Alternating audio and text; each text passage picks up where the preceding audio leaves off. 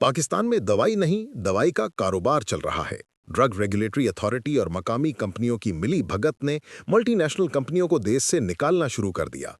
Research products बंद, registration फाइलें दबा दी गईं और फैक्ट्रियां उजड़ गईं। हैरानकुन बात ये कि जिन अद्वियात की मंजूरी 2.5 साल से रुकी हुई थी, वो नए मालिक के हाथ लगते ही एक दिन में पास हो गईं। आखिर ये खेल है क्या?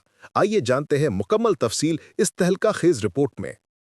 Drug regulatory authority of Pakistan और पाकिस्तानी अद्विया साज कंपनियों की मिली भगत से मल्टीनेशनल कंपनियां अद्वियात की मुनासिब कीमत न मिलने और सरकारी इदारों की रिवायती अदम ताबून की वजह से मुल्क छोड़कर वापस जा रही हैं, जिसकी वजह से नेशनल कंपनियां खुलकर मनमानियां कर रही हैं। इस वक्त सूरत हाल यह है कि पाकिस्तान से दर्जन से जायद मल्टीनेशनल कंपनियां अपना बिजनेस समेट चुकी हैं, जबकि एबट और जीएसके समेत बहुत ही कम कंपनियां अपनी प्रोडक्ट्स पाकिस्तान में तैयार और फरोख्त कर रही हैं।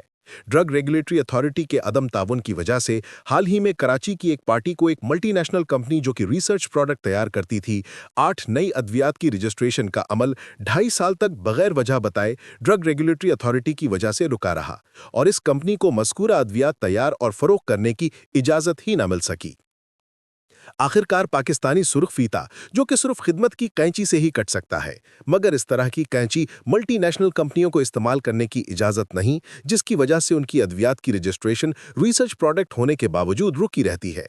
इस सूरत हाल से तंग आकर मज़कूरा मल्टीनेशनल कंपनी कि जिसकी 8 अद्वियात 2.5 साल गुजरने के बावजूद ड्रग रेगुलेटरी अथॉरिटी से मंजूरी हासिल ना कर सकी हैं, ने अपनी फैक्ट्री कराची के एक मेमन बिरादरी के ताजिर को फरोख्त करके पाकिस्तान से अपना कारोबार खत्म कर लिया, तो मज़कूरा नए मालिक को वही अद्वियात जो 2.5 साल से मंजूरी के मराहल में रुकी पड़ी थीं कि इजाज़तनामे उनके कराची पहुंचने से कबल उनके दफ्तर वसूल हो चुके थे।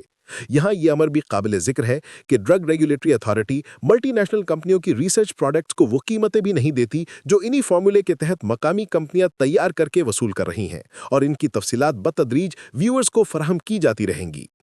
रिपोर्ट बाय कॉम मेडिकल इंफॉर्मेशन सेल।